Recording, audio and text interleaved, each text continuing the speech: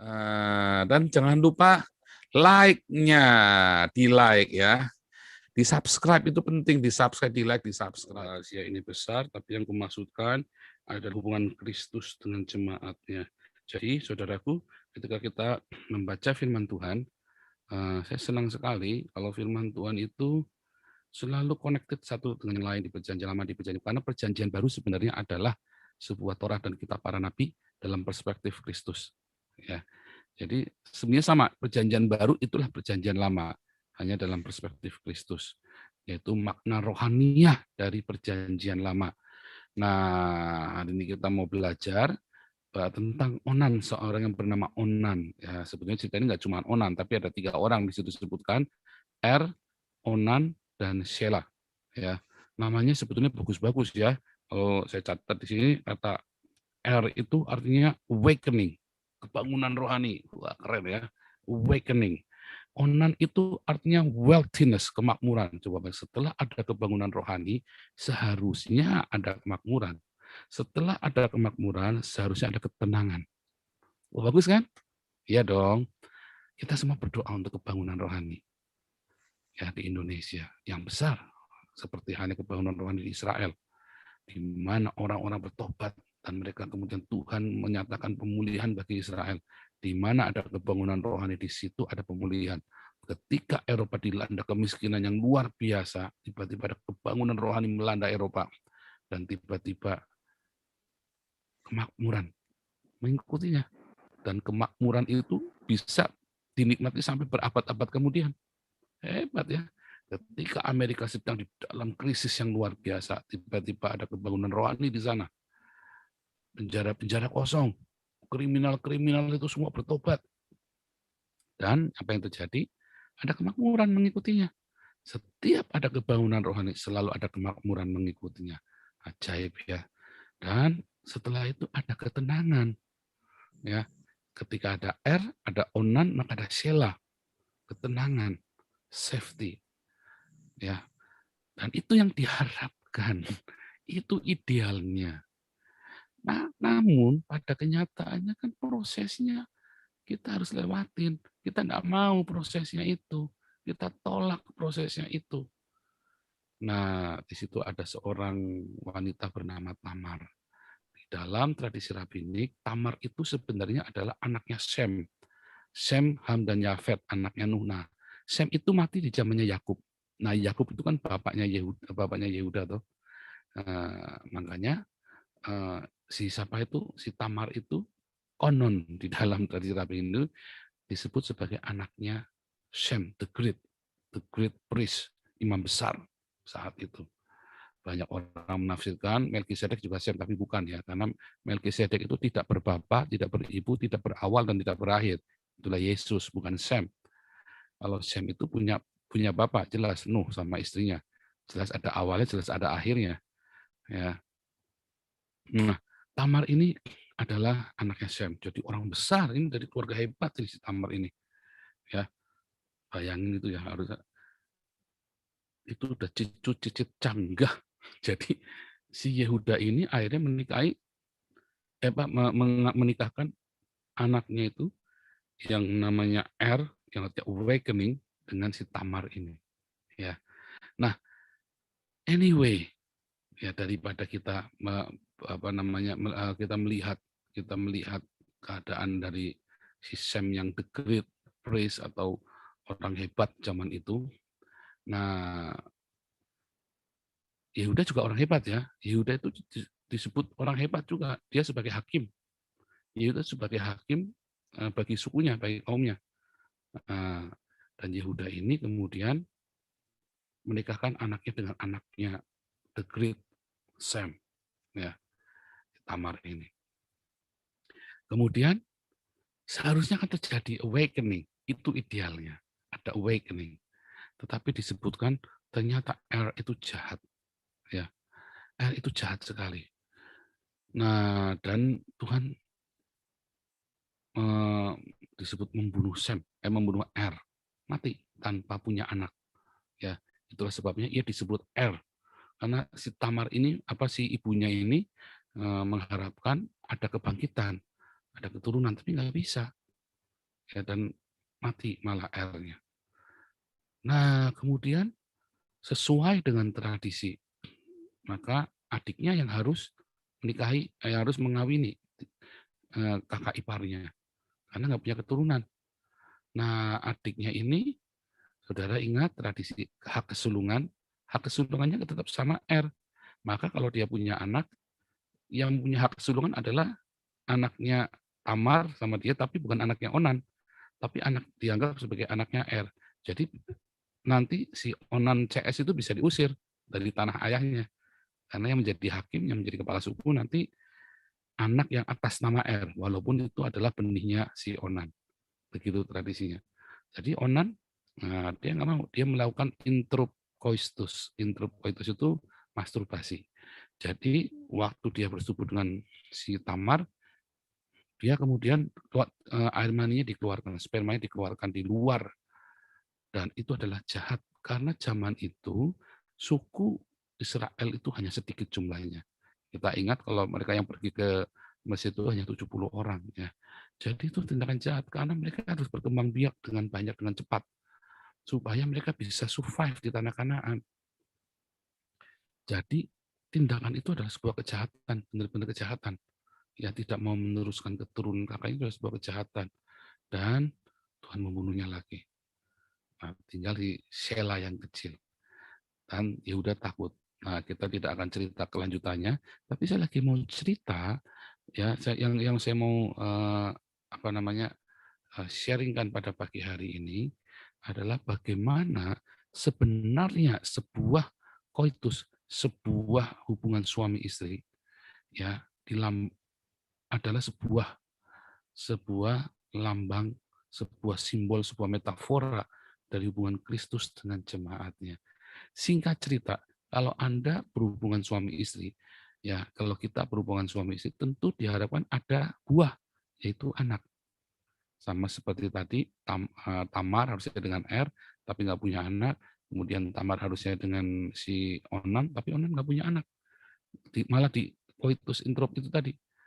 Nah, wah, ini satu tindakan yang sangat kurang ajar di zaman itu, dianggap hal yang kurang ajar. Nah, saudara, banyak kali dari kehidupan kerohanian kita, seharusnya kan kita ini memadu kasih dengan Tuhan secara rohani, ya, adalah kata ginosko, kata kita mengenal Tuhan, itu juga dipakai untuk apa? Ketika seorang suami ginosko kepada istrinya, berarti intimacy. Ketika melakukan intimasi, maka harus berbuah.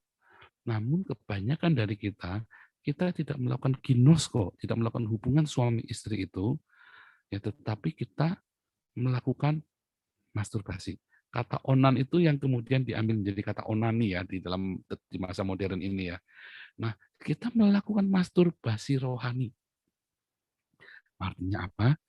Kita mengira kita sedang memuji menyembah Tuhan, beribadah kepada Tuhan, kita sedang menyenangkan Tuhan, tapi sebenarnya tidak. Kita sedang melayani diri kita sendiri. Kita sedang memuaskan hasrat kita sendiri, entertain rohania. Ketika kita datang ke sebuah konser rohani, ya, kita sedang masuk di dalam sebuah entertain rohani. Kita tidak sedang menyenangkan Tuhan, tetapi kita sedang menyenangkan hati kita sendiri. Daripada kita pergi ke klub malam, mendingan kita pergi ke gereja yang ajub-ajub, kan? Oh iya, tentu saja. Wah, sekarang lebih ngeri lagi. Kemarin saya nonton ada dangdutan di gereja. Saya pernah melihat sebuah musik di aransemen dangdut, keren banget, tetapi nggak kedagingan, berasa banget. Saya sampai, ya ampun, ini orang jadi sampai di bawahnya ditulis yang tidak baik, tapi karena memang dia mengekspos, ya, terlalu mengekspos, udah pakaian artis glamor begitu kan, mau sensual, meliuk-liuk dengan semua potongan-potongannya itu, dan masing-masing semua. Dan saya bilang, no, ini enggak dari Tuhan. Tapi saya juga nggak bisa menghakimi, ya, kita kan nggak ngerti hati orang toh. Tapi intinya kalau saya sebagai seorang saya kan pelayanan musik, saya ngerti. No, ini saya kira ini bukan dari Tuhan. Saya pernah lihat aransemen musik dangdut yang bagus. Saya pernah lihat ya waktu saya di sebuah konser besar, dia tuh aransemen dangdut itu keren banget, ya keren banget. Dan itu benar-benar kita merasakan hadirat Tuhan saat itu. Nah, banyak dari kita memuji menyembah Tuhan, aktif di dalam pelayanan di gereja. Kita tidak sedang menyenangkan Tuhan, tapi sedang menyenangkan diri kita sendiri. Sedang memuaskan diri kita sendiri. Memang ketika kita melayani, harus melakukan seperti untuk Tuhan. Kita melayani jemaat, kita melayani sesama, harus melakukan seperti untuk Tuhan. Tetapi ada yang berbeda, yaitu apa? Hati kita. Nah, di dalam pelayanan-pelayanan itu, kita seringkali kita mengira kita melakukannya untuk Tuhan, tetapi sebenarnya sejujurnya kita tahu kita sedang memuji diri kita sendiri. Kita sedang memuaskan diri kita sendiri. Bahkan ketika kita berdiri untuk memberitakan Injil, sebenarnya kita tahu kita sedang mencari mulia bagi diri kita sendiri. Tepuk tangan untuk Tuhan Yesus, tetapi kita enjoy banget ketika orang tepuk tangan. Dan kita mengatasnamakan Tuhan Yesus. Nah, kemarin kita belajar itu ya tentang Hallel ya. Hallel itu seharusnya Hallel Yehova, haleluya, Hallel Yehova. Maka harusnya semua pujian itu kita berikan kepada Yehova. Tetapi ketika kita berkata, tepuk tangan untuk Tuhan Yesus, wah kita enjoy banget. Nikmat. Kita menikmati aroma tepuk tangan itu. Itu yang namanya mencuri kemuliaan Tuhan ya. Hallel. Jadilah kita setan, iblis Hallel. Ketika kita bekerja, melayani, ya aktif di dalam komunitas, kita tampil, wah kita mendapat semua pujian, wah ini kalau nggak ada Pak Paul ini semua bubar semua. Terus saya bilang dalam hati, oh enggak, bukan karena Tuhan, tapi dalam hati saya, ya ketika sampai rumah kita ngobrol-ngobrol, itu kalau nggak ada saya itu bubar semua itu mah, itu tuh Hallel, ya itu Hallel. Kita mencuri Hallel-nya itu buat kita sendiri. Nah, artinya apa? Artinya kita tidak sedang ginosko kepada Tuhan. Bahkan ketika Anda ibadah Anda dalam doa pagi, doa malam, doa apa saja, ada orang aktif sedemikian rupa. Siapa yang sedang Anda layani? Berkali-kali saya selalu mengingatkan ibu-ibu sebelum mau pergi dari rumah untuk pergi ke gereja melayani atau besuk lihat di rumah itu sudah ada makanan belum? Masak dulu buat suami, buat anak-anak. Dan usahakan jangan dingin. Jadi gimana caranya diatur? Jangan kita kata melayani Tuhan, tapi anak-anak tidak dilayani. Sebab anak-anak itu adalah kewajiban kita untuk mendidik mereka. Ya, kemarin saya pernah sedikit sharing masa-masa insecure 0 sampai 6 tahun. Kalau gagal, maka kita akan repot di 6 sampai 12 tahun. Begitu 6 sampai 12 gagal lagi, nanti 12 sampai 18 tahun kita akan menuai anak yang brutal. Begitu gagal lagi nanti 18 tahun, goodbye my love. Sudah selesai. Dan siapa yang salah? Kita berdosa kepada Tuhan, bukan cuma kepada anak itu, tapi kita berdosa kepada Tuhan. Dan tiba-tiba anak itu hilang, kriminal, apa segala macam, jadi capek-capean. Bukan capek-capean itu bukan karena dia kurang duit loh, karena dia kurang perhatian. Makanya carinya om-om, karena dia butuh perhatian dari orang tuanya. Serem. Dan Anda sedang sibuk melayani Tuhan. Saya banyak ketemu dengan orang-orang seperti itu, serius. Dan dia bangga, ini cobaan dari Tuhan. Ini adalah iblis, utusan iblis untuk menggocok diriku. Gundulmu peang. Bukan. Itu kamu bikin sendiri. Karena kamu sedang menikmati aktivitasmu. Bukan sedang melayani Tuhan semesta alam.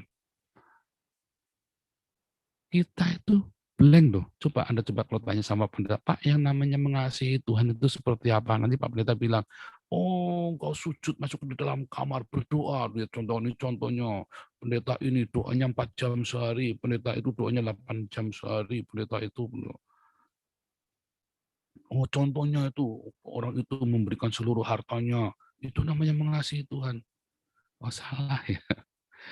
Alkitab nggak pernah nulis begitu.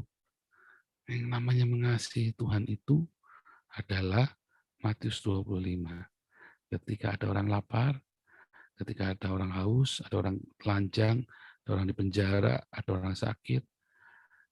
Nah, kita merawat mereka, kita kasih makan mereka. Matius 25 itu ya. Nah, saat kita melakukannya untuk yang paling hina, yaitu untuk musuh-musuh kita. Nah, itu kita lagi melayani Tuhan. Jadi waktu Anda aktif di gereja melayani Tuhan bukan? Bukan. Bukan. Itu melayani jemaat. Ya, saya mempersiapkan semua tadi ya. Saya coba bagusin semua untuk melayani jemaat, untuk melayani Anda. Supaya enak ya akhirnya kita walaupun cuma YouTube-an doa pagi tapi kita berasa di gereja, ya kan? Itu sebuah acara yang harus kita kemas dengan baik, dengan sungguh-sungguh. Namanya kita berusaha untuk profesional, nggak ecek-ecek. Berusaha untuk sungguh-sungguh. Apa yang saudara berikan, setiap klik yang Anda di dalam subscriber saya, dan itu jadi uangnya saya berikan peralatan-peralatan supaya saya bisa melayani Anda dengan baik. Itulah saya profesional. Nah, yang namanya melayani Tuhan, ketika kemudian saya dicaci maki di itu ya, di live chatnya itu. Nah, saat itu dan saya tetap memberkati, itu baru melayani Tuhan. Dan saya tetap melakukan yang terbaik. Itu baru melayani Tuhan. Prosesnya sudah sampai di sana. Ya, ketika saya kemudian difitnah dan saya tetap memberkati. Nah, itu baru melayani Tuhan. Nah, ketika saya disalahpahami, tapi saya tetap konsisten. Itu baru melayani Tuhan. Begitu ya. Jadi apa namanya? Definisi melayani Tuhan itu kita harus tahu. Nah, masalahnya Pak Pendeta aja nggak ngajarin. Pak Pendeta selalu ngajarin namanya melayani Tuhan di gedung gereja. Salah. Makanya akhirnya suami-suami enak melihat istrinya aktif di gereja. Ya, istri-istri juga muak melihat suaminya aktif di gereja. Gereja-gereja apaan? Peluk saya saja nggak pernah. Gitu? Iya. Coba, ayo. Berapa banyak Anda yang sudah berapa hari nggak berkata I love you sama istrinya. Hati-hati, istrimu enak loh. Kasih, tetangga dikasihi, anak orang dikasihi, ya kan? Ada jemaat kasih, ada janda dikasihi, bininya sendiri bilang I love you aja kagak pernah. Ya kan? Ayo sekarang yang kalian lagi ceceran, bilang I love you sama istrimu. Ya, istri-istri. Oh nanti kalau kamu lagi bilang I love you, istri-istri sama suaminya apaan sih mah I love you, kampungan doa. Aduh, di saat-saat istrimu bikin salah, di saat-saat suamimu bikin salah, itu kita melayani Tuhan saat kita mengampuni mereka, saat mengampuni dia, saat ya kita disalahpahami dan kita tetap melayani mertua kita. Itu melayani Tuhan loh. Melayani Tuhan bukan di gedung gereja, salah. Salah besar. Salah besar. Banyak orang terjebak di dalam gedung gereja dan dia tidak melayani Tuhan. Melayani Tuhan adalah saat kita melakukannya untuk orang yang paling hina. Ya, melakukan kasih kepada orang yang paling hina. Dan buahnya itu selalu apa? Jiwa-jiwa dan karakter. Buahnya itu jiwa-jiwa dan karakter. Kalau yang nampak elah itu hanya sawang sinawang, nggak bisa. Ya uang materi, oh itu sawang sinawang. Apalagi kelihatannya bahagia, oh itu sawang sinawang. Banyak orang pakai topeng. Tapi jiwa-jiwa dan karakter itu nggak bisa. Karakter baru muncul di dalam tekanan. Dalam tekanan, reaksinya dia apa? Nah itulah buah. Ya reaksinya itulah buahnya dia. Nah itulah buahnya, jiwa-jiwa dan karakter. Buahnya itu selalu ceritanya buah jiwa-jiwa dan karakter. Ginosko dengan Tuhan. Ya, pengenalan akan Tuhan yang benar. Hasilnya buah jiwa-jiwa dan karakter. Tetapi masalahnya kita selalu melakukan onani, masturbasi rohani. Ya, kita banyak tahu firman Tuhan, kita banyak khotbah. Ya, khotbahnya itu gajah di belangkoni, saujar orang bisa ngelakoni. Ya, itu bahasa Jerman kuno. Jadi banyak orang terjebak di dalam masturbasi rohani dan dia tidak tahu dia sedang bermasturbasi. Dia merasa puas, olahlah BP pokoknya kan. Olahlah BP udah selesai. Dia nggak tahu, nggak berbuah. Olahlah BP, wah sudah selesai, jam terbang saya tinggi. Olahlah BP, yang tidak berbuah. Jiwa-jiwa dan karakter. Selalu jiwa-jiwa, karakter, jiwa-jiwa, karakter. Sudahkah Anda berbuah? Sudahkah Anda berbuah jiwa-jiwa? Sudahkah Anda berbuah karakter? Ayo, Yang tahu bukan orang lain, yang tahu kita. Ya, orang lain nggak bisa menilai. Yang tahu adalah kita. Setelah panjang bertahun-tahun kemudian, baru orang tahu bisa tahu. Ya, karena dari konsistensi. Tetapi sejujurnya yang tahu kita ini sedang masturbasi atau sedang melakukan hubungan intim dengan Tuhan, yang tahu kita. Dan ketika kita sedang bermasturbasi, itu hal yang jahat ya.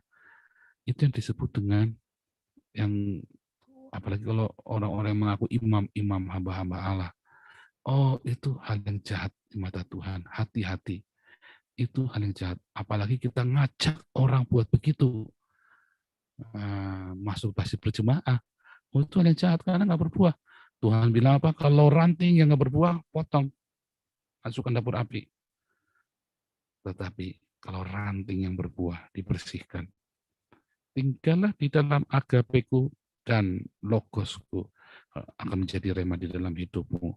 Dan rema itu akan menjadi iman. Iman itu akan memindahkan gunung-gunung masalahmu. Iman itu yang akan membawamu hidup dalam kemenangan kepada kemenangan. Kiranya rema yang dari Tuhan Yesus membuat engkau berkemenangan dan berbuah jiwa-jiwa dan karakter, sehingga memuliakan nama Tuhan Yesus Kristus. Haleluya, amin.